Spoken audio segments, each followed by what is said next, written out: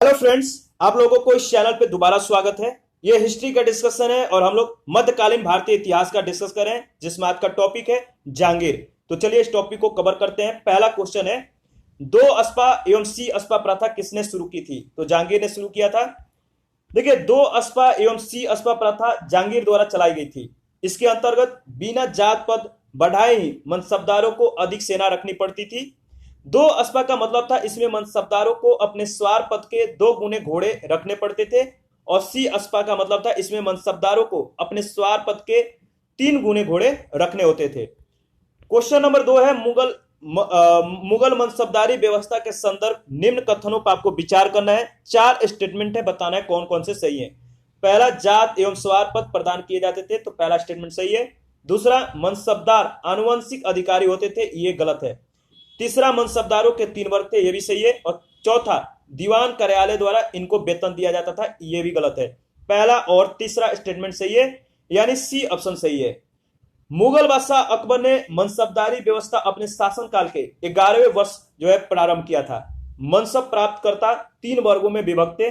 10 से 500 तक उमरा, 500 से 2500 तक अमीर और 2500 से ऊपर अमीर ए आजम कहलाते थे।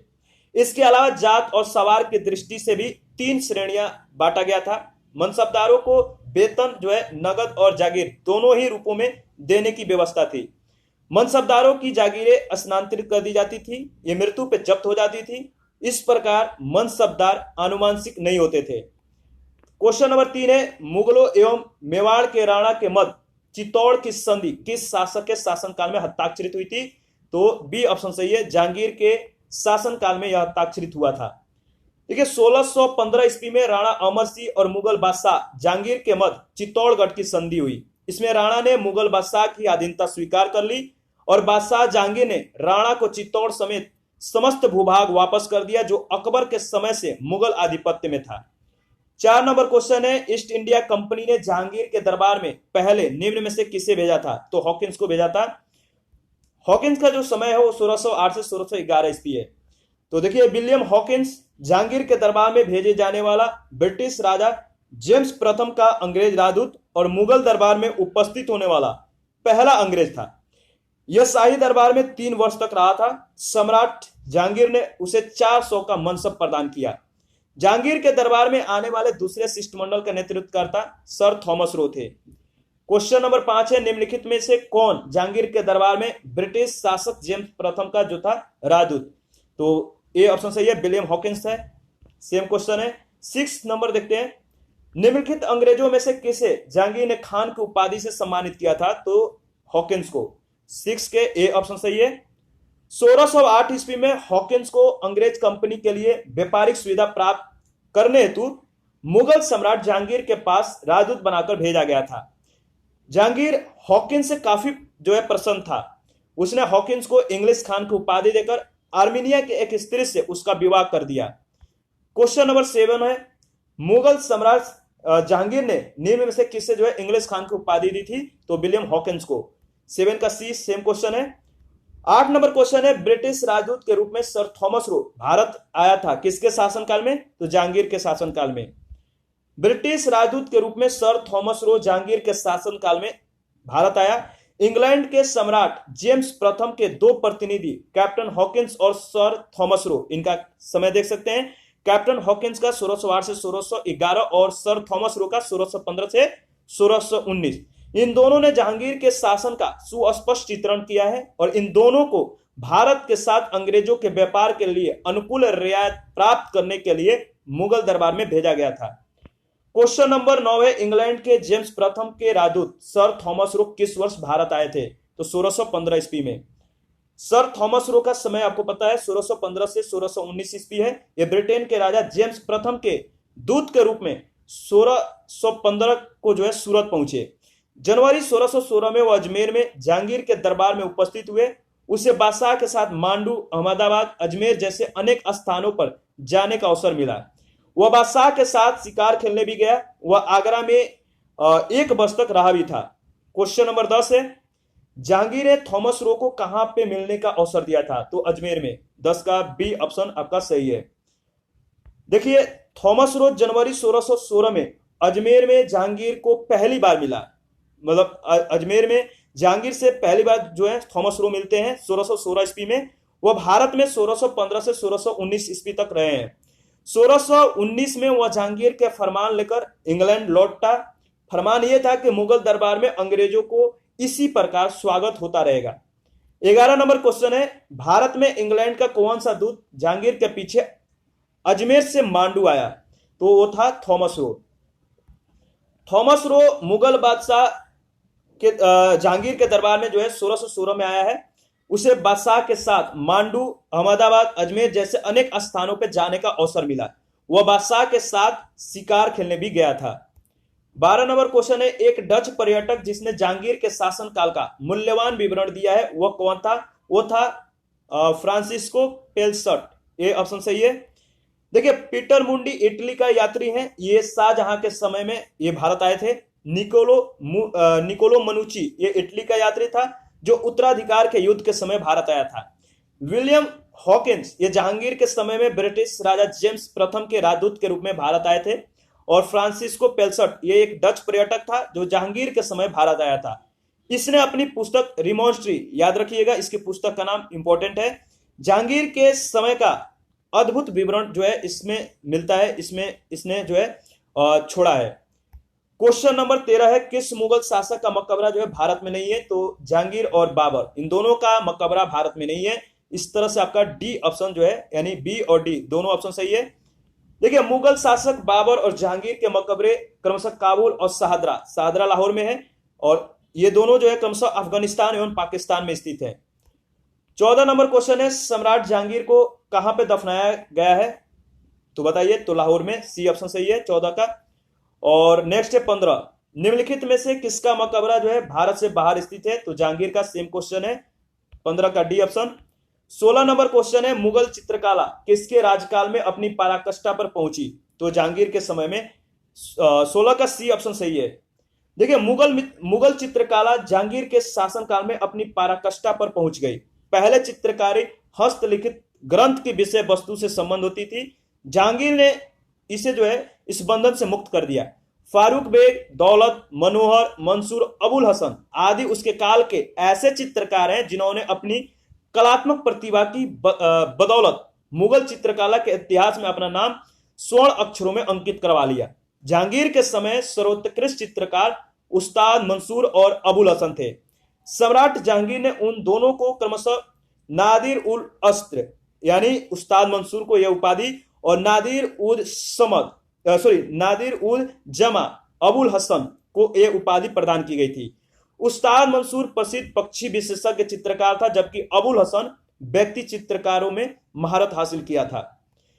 17 नंबर क्वेश्चन है, निम्नलिखित चित्रकारों में से किसे जहांगीर ने नादिर उल जमा की पदवी दी थी? तो बताइए अबुल हसन को। 17 के ए ऑप्शन सही है और सेम क्वेश्चन भी है। 18 भी सेम क्वेश्चन है, जहांगीर कालीन निम्नलिखित में से किस चित्रकार को नादिर उल असर का उपाधि प्रदान की गई थी? तो मंसूर को। 18 का डी ऑप्शन आपका सही है। 19 नंबर क्वेश्चन देखते हैं, जहांगीर के दरबार में पक्षियों का सबसे बड़ा चित्रकार कौन था? तो वो था मंसूर। और 20 नंबर क्वेश्चन है, निम्नलिखित मुगल बादशाहों में किसने अपनी आत्मकथा फारसी में लिखी है? तो जहांगीर ने। देखिए, जहांगीर एक उच्च कोटि का लेखक और समालोचक दोनों था। उसने अपनी आत्मकथा फारसी भाषा में लिखी है। उसका नाम है तुजुक ए जहांगीरी। जहांगीर ने अपनी आत्मकथा में अपने गुणों के साथ साथ अपने व्यक्तित्व और दोषों को भी लिपिबद्ध करता है। इस ग्रंथ को 3 भागों में विभाजित किया गया है। प्रथम भाग ग्रंथ की प्रस्तावना है जो जहांगीर के मृत्यु के बाद मोहम्मद हादी द्वारा लिखी गई थी और इसके अंतर्गत बादशाह के आरंभिक जीवन का उल्लेख जो है किया गया है। दूसरा भाग जो है ग्रंथ का मूल भाग है जिसकी रचना जहांगीर ने स्वयं की थी। ग्रंथ के तीसरे भाग की रचना मोहम्मद हादी ने ही की थी। बाबर ने अपनी आत्मकथा तुजुक ए बाबरी तुर्की में लिखा है। 21 नंबर क्वेश्चन है, अबुल फजल के हत्यारे को पुरस्कृत किया था, किसने किया था? तो जहांगीर ने। 21 का बी ऑप्शन सही है। देखिए, अकबर की मृत्यु के 8वें दिन 3 नवंबर 1605 को आगरा के किले में जहांगीर का राज्याभिषेक हुआ। उसने नूरुद्दीन मोहम्मद जहांगीर बादशाह गाजी की उपाधि धारण की। जहांगीर ने अपने पक्ष के सरदारों को उच्च पद जो है प्रदान किए, जिनमें से एक अबुल फजल का हत्यारा राजा वीर सिंह बुंदेला भी था। अकबर की परंपरा को स्थापित रखते हुए जहांगीर ने अपना शासन उदारता से आरंभ किया और गद्दी पर बैठते हैं उसने विभिन्न लोकहितकारी उपदेश दिए, मतलब आदेश दिए। और 22 में आपको बताना है कि निम्नलिखित में से किसने जहांगीर के विरुद्ध जो है विद्रोह किया था। तो देखिए इसमें जहांगीर के विरुद्ध जो विद्रोह किया था वो था खुरम था, महाबत खां थे और खुसरो था, यानी 2, 3, 4। तो आपका डी ऑप्शन सही है। जहांगीर के सबसे बड़े पुत्र खुसरो ने जहांगीर के गद्दी पर बैठने के शीघ्र ही बाद विद्रोह किया था, जो 1606 ईस्वी में पराजित हुआ। 1623 ईस्वी में शाहजादे खुरम के विद्रोह का महाबत खां के नेतृत्व वाली मुगल सेना ने दमन कर दिया। 1626 ईस्वी में महाबत खां ने जहांगीर के विरुद्ध जो है विद्रोह किया था। 23 नंबर है, खुसरो को किस मुगल बादशाह का पुत्र जो है माना जाता है। तो खुसरो किस मुगल बादशाह का पुत्र थे, तो ये थे जहांगीर का। 23 का बी ऑप्शन सही है। देखिए खुसरो जहांगीर का सबसे बड़ा पुत्र था, ठीक है। जहांगीर की राजपूत पत्नी मानबाई से उत्पन्न हुए थे। इसने अपने मामा मानसी और ससुर मिर्जा अजीज कोका की सह पर अप्रैल 1606 ईस्वी में अपने पिता जहांगीर के विरुद्ध विद्रोह कर दिया। जहांगीर ने खुसरो को आगरा के किले में नजरबंद रखा, परंतु खुसरो अकबर के मकबरे की यात्रा के बहाने भाग निकला। बाद में खुसरो को जहांगीर द्वारा समझाने का प्रयास असफल होने पे भैरोवाल नामक स्थान पे पिता और पुत्र के मध्य युद्ध हुए, जिसमें खुसरो पराजित हुआ। इसको जो है पकड़कर कैद में डाल दिया गया और कालांतर में खुसरो द्वारा जहांगीर की हत्या के षड्यंत्र रचने के कारण इसे अंधा करवा दिया गया। खुरम जो शाहजहां के नाम से प्रसिद्ध था, अपने दक्षिण अभियान के समय खुसरो को अपने साथ ले जाकर 1621 ईस्वी में उसकी हत्या करवा दी। 24 नंबर क्वेश्चन है, निम्न में से कौन नूरजहां के गुट का सदस्य नहीं था। वो था खुर्रम, ठीक है। 24 का डी ऑप्शन सही है। जहांगीर से विवाह के बाद नूरजहां ने नूरजहां गुट का निर्माण किया था। इस गुट के प्रमुख सदस्य थे इत्माउद्दौला या मिर्जा ग्यास बेग, ये नूरजहां के पिता थे। असमत बेगम ये नूरजहां की मां थी और आसफ खान ये नूरजहां के भाई था। और शाहजादा खुरम बादशाह में बाद में जो है ये शाहजहां के नाम से जो है प्रसिद्ध हुआ ये बादशाह। और इस गुट का जो है प्रभाव 1627 ईस्वी तक रहा। नूरजहां से प्रभावित जहांगीर के शासनकाल को दो भागों में बांटा जा सकता है। एक है 1611 से 1622 ईस्वी तक और दूसरा है 1622 से 1627 ईस्वी तक। प्रथम काल में खुरम नूरजहां का गुट का सदस्य था, लेकिन दूसरे काल में खुरम इस गुट से अलग हो गया था। 25 नंबर जो क्वेश्चन है, इत्माउद्दौला का मकबरा आगरा में किसने बनवाया था। तो बताइए, नूरजहां ने बनवाया था। देखिए इत्माउद्दौला का मकबरा नूरजहां ने 1622 से 1628 के मध्य में अपने पिता की मृत्यु के बाद बनवाया था। और आगरा में यमुना नदी के तट पर यह स्थित एक अत्यंत अलंकारिक इमारत है। मुख्य मकबरा जो है श्वेत संगमरमर का है और इस मकबरे का अपना विशिष्ट स्थान है। यह पहली कृति है जो पूर्णतः संगमरमर में बनाई गई है। इसमें गुदाई एवं संगमरमर के अलावा पितृदूरा का जो है प्रयोग सजावट के लिए पहली बार किया गया है। 26 नंबर क्वेश्चन में आपको मिलान करना है। तो बाबर का संबंध जो है जामा मस्जिद संभल से है। हुमायूं दीन पना, अकबर जहांगीरी महल और जहांगीर का अकबर के मकबरे को पूर्ण करवाने से। तो इस तरह से 26 का जो है आपका ए ऑप्शन सही है, ठीक है।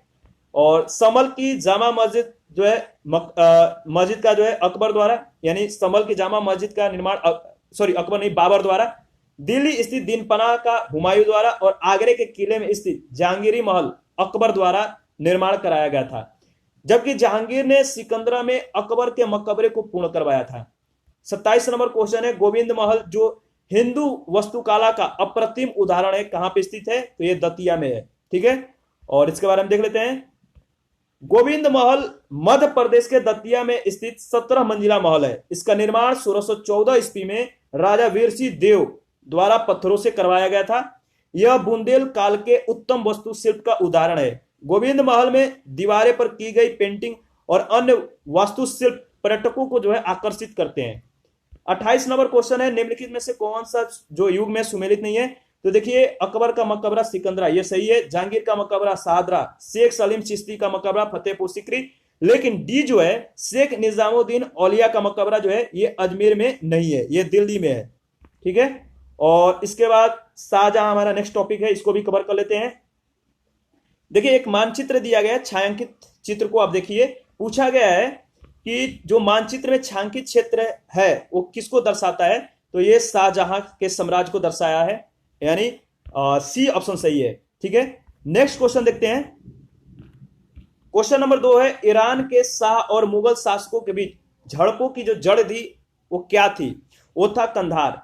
ठीक है, कंधार राज ईरान के शाह और मुगलों के बीच संघर्ष का जड़ था, क्योंकि कंधार को अपने हाथों में रखना मुगल शासक और ईरान के शाह के लिए जो है प्रतिष्ठा का विषय बन गया था। दोनों शासकों की साम्राज्यवादी योजनाएं को कार्यान्वित किया जाना बहुत कुछ कंधार को अपने हाथों में रखने पर ही निर्भर करता था। क्वेश्चन नंबर 3 है, कंधार के निकल जाने से मुगल साम्राज्य को एक बड़ा धक्का पहुंचा। क्यों पहुंचा? क्योंकि सामरिक महत्व के केंद्र के दृष्टिकोण से यह बहुत महत्वपूर्ण था। 3 का डी ऑप्शन आपका सही है, और इसके बारे में जो है देख लेते हैं। देखिए शाहजहां के शासनकाल में 1649 ईस्वी में कंधार पर पूरा ईरानी अधिकार हो जाने से मुगल साम्राज्य को सामरिक महत्व के केंद्र के दृष्टिकोण से एक बड़ा धक्का पहुंचा, क्योंकि कंधार के बिना उत्तर पश्चिमी सीमा पर मुगलों की स्थिति अपेक्षाकृत दुर्बल थी। शाहजहां के समय में कंधार अंतिम रूप से मुगलों के अधिकार से निकल गया। 4 नंबर क्वेश्चन है, शाहजहां के बल्ख अभियान का उद्देश्य था, क्या था? तो देखिए शाहजहां के बल्ख अभियान का उद्देश्य था काबुल की सीमा से सटे बल्ख और बदखसा में एक मित्र शासक को लाना। ठीक है, तो इसका ए ऑप्शन सही है, और इसके बारे में देख लेते हैं। बादशाह शाहजहां की कामना अपने पूर्वज बाबर की मातृभूमि को पुनः अधिकृत करने की न होकर मध्य एशिया और पश्चिम एशिया के राज्यों में जो है शक्ति संतुलन की, मतलब कि शक्ति संतुलन की अधिक थी।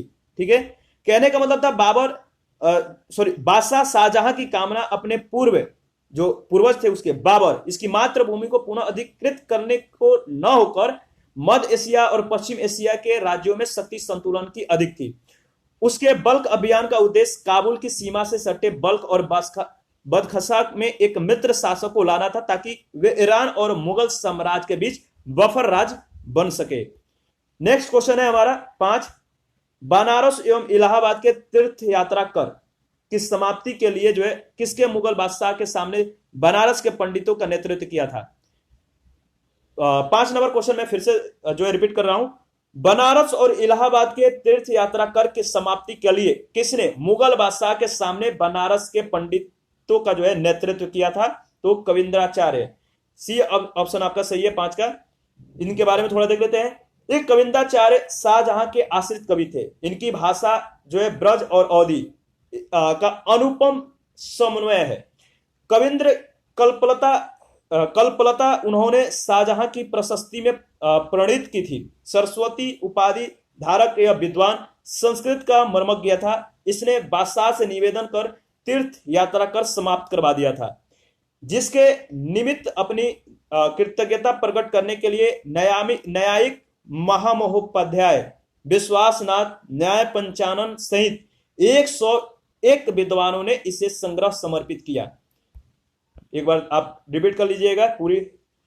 6 नंबर क्वेश्चन है, निम्न में से कौन शाहजहां के शासनकाल का जो है राजकवि मतलब था, बताइए? तो शाहजहां के शासनकाल का राजकवि तो जो था वो है कलीम। 6 का ए ऑप्शन सही है।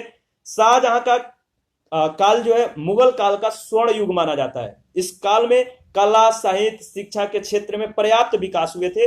साहित्य के क्षेत्र में शाहजहां के शासनकाल में विशेष उन्नति हुई। उस काल में फारसी भाषा में 2 शैलियां प्रचलित थी, प्रथम भारतीय फारसी और दूसरी ईरानी फारसी। भारतीय फारसी शैली का उत्कृष्ट प्रवर्तक अबुल फजल था। इस शैली के विद्वानों में अब्दुल हमीद लाहौरी, मोहम्मद वारिस और चंद्रभान ब्राह्मण आदि थे। ईरानी फारसी शैली के विद्वान अमीनाई कजविनी तथा जलालुद्दीन जो है तबातबाई थे। थोड़ा नाम देख लीजिएगा, जलालुद्दीन तबातबाई थे। ईरानी पद शैली का जो है इस समय काफी बोलबाला था। शाहजहां ने ईरानी फारसी पद शैली के कवि कलीम को राजकवि भी नियुक्त किए थे। कलीम के अतिरिक्त फारसी कवियों में जो है सईदाई गिलानी और कुदसी, मीर मोहम्मद कासी, सायगा, सलीम मसीह, रफी, फारूक, मुनीर, इसके बाद सोदा, चंद्रभाष ब्राह्मण, हाजी दिलेरी आदि थे। तो इन नामों को याद रखना है, रटना नहीं है, 2-3 बार आप देख लीजिएगा तो आपको जो है रिकॉल हो जाएगा। 7 नंबर क्वेश्चन है, मुमताज महल का असली नाम क्या था? तो बताइए क्या था? तो अर्जुमंद बानो बेगम, ठीक है, ए ऑप्शन आपका सही है। और आसफ खां की पुत्री अर्जुमंद बानो बेगम का विवाह जो है मुगल बादशाह जहांगीर के पुत्र शहजादे खुरम यानी शाहजहां के साथ हुआ था। भविष्य में अर्जुमंद बानो बेगम मुमताज महल के नाम से प्रसिद्ध हुई। ठीक है, नेक्स्ट क्वेश्चन देखते हैं। हमारा नेक्स्ट क्वेश्चन है 8। हिंद तथा ईरानी वास्तुकला का सर्वप्रथम समन्वय हमें देखने को मिलता है, कहां पे मिलता है? तो ताजमहल में। ठीक है, ये कहां पे आपको पता है, सबको पता है। ताजमहल के निर्माण के लिए शाहजहां ने भारत, ईरान और मध्य एशिया से डिजाइनरों, इंजीनियरों, वास्तुकारों को एकत्र किया था। ताजमहल की वास्तुकला में भारतीय, ईरानी और मध्य एशियाई वास्तुकला का संतुलित समन्वय दिखाई पड़ता है। क्वेश्चन नंबर 9 है, इनमें से किस मुगल बादशाह ने दिल्ली की जामा मस्जिद का निर्माण करवाया था? तो शाहजहां ने।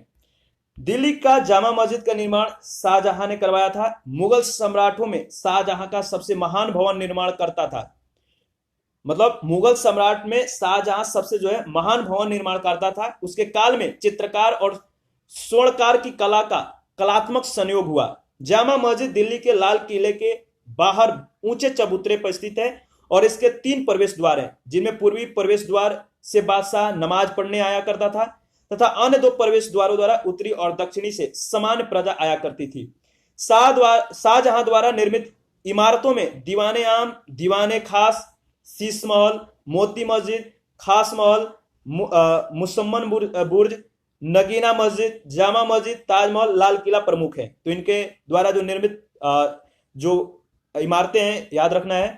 क्वेश्चन नंबर 10 है, दिल्ली की प्रसिद्ध जामा मस्जिद का निर्माण किसने करवाया था? तो सेम क्वेश्चन है, शाहजहां ने करवाया था। 11 नंबर क्वेश्चन, निम्नलिखित में से किसने जो है साम्राज्य की राजधानी आगरा से दिल्ली स्थानांतरित की थी? तो शाहजहां ने। 11 का सी ऑप्शन सही है। और इसके बारे में देख लेते हैं। 5 फरवरी 1592 को लाहौर में शाहजादा खुर्रम का जन्म हुआ था। उसकी माता मरवाड़ के शासक उदय सिंह की पुत्री जगत गोसाई थी। 1612 ईस्वी में आसफ खां की पुत्री अर्जुमंद बानो बेगम से उसका विवाह हुआ, जो बाद में इतिहास में जो है मुमताज महल के नाम से प्रसिद्ध हुई। 24 फरवरी 1628 को शाहजहां अबुल मुजफ्फर शहाबुद्दीन मोहम्मद साहिब किरण ए सानिक उपाधि जो है धारण कर गद्दी पर बैठा। आगरा में उसका राजाभिषेक हुआ और इसी ने राजधानी आगरा से दिल्ली स्थानांतरित की। क्वेश्चन नंबर 12 है, इसमें आपको सुमेलित करना है। एक तरफ स्मारक है, दूसरे तरफ आपका निर्माता है। तो स्मारक जिनका निर्माता है, तो देखिए इसमें है अलाई दरवाजा जो दिल्ली में, इसके निर्माणकर्ता जो है अलाउद्दीन खिलजी हैं। बुलंद दरवाजा फतेहपुर सीकरी में अकबर द्वारा निर्माण करवाया गया है। मोती मस्जिद आगरा में है, ये शाहजहां द्वारा, और मोती मस्जिद एक दिल्ली में है जो औरंगजेब द्वारा बनाई गई है। इस तरह से आपका सी ऑप्शन सही है। 13 नंबर क्वेश्चन है, दिल्ली के लाल किले का निर्माण किसने करवाया था? तो शाहजहां ने। अकबर के फतेहपुर सीकरी की भांति शाहजहां ने दिल्ली में अपने नाम पर शाहजहानाबाद नामक एक नगर की स्थापना 1648 ईस्वी में की तथा वहां अनेक सुंदर और वैभवपूर्ण भवनों का निर्माण कर उसे सुसज्जित करने का प्रयास किया। शाहजहानाबाद के भवनों में लाल किला प्रमुख है। चतुर्भुज आकार का किला लाल बलुआ पत्थर से निर्मित होने के कारण लाल किले के नाम से जो है यह प्रसिद्ध है। इसका निर्माण कार्य 1648 ईस्वी में पूर्ण हुआ। इस किले के पश्चिमी द्वार का जो नाम है वो लाहौरी दरवाजा है और दक्षिणी द्वार जो है इसका नाम दिल्ली दरवाजा है। यह सुंदरता तथा शोभा में अनोखा है। 14 नंबर क्वेश्चन है, लाल किले के निर्माण का जो श्रेय है किस अधिकारी को दिया जाता है? तो श्रेय का अधिकारी कौन है? वो है आपका शाहजहां। ठीक है। और 15 नंबर क्वेश्चन है, उपनिषदों का फारसी में अनुवाद किस मुगल सम्राट के शासनकाल में हुआ था? तो शाहजहां के शासनकाल में हुआ था। इंपॉर्टेंट है और इनके बारे में देख लेते हैं। देखिए, उपनिषदों का फारसी अनुवाद शाहजहां के शासनकाल में शहजादे द्वारा सिकोह ने सिर ए अकबर शीर्ष के तहत किया। इसमें 52 उपनिषदों का अनुवाद किया गया है। दारा को उसकी सहिष्णुता और उदारता के लिए लेनपुल ने लघु अकबर की संज्ञा दी थी। यही नहीं, शाहजहां ने भी दारा को जो है शाह बुलंद इकबाल की उपाधि प्रदान की थी। मजम उल बहरीन दारा की मूल रचना है, तो दारा की जो मूल रचना है मज्म उल बहरीन, याद रखिएगा।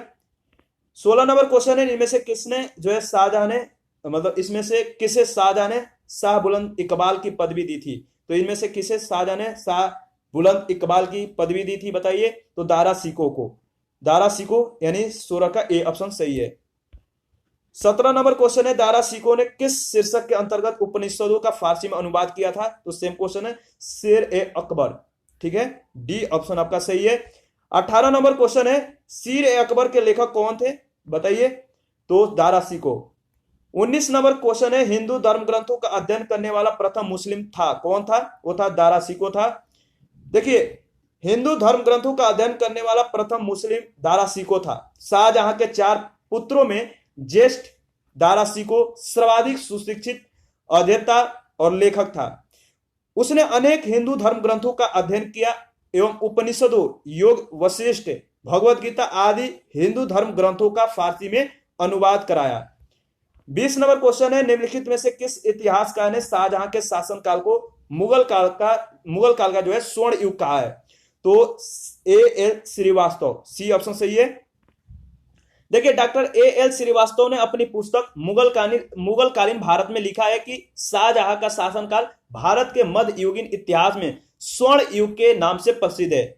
यह केवल कला में ही, मतलब कला में भी वस्तुकला की दृष्टि से जो है ये सत्य माना जा सकता है। जे एन सरकार और वी ए स्मिथ शाहजहां के काल को स्वर्ण युग मानने के पक्ष में नहीं है। आर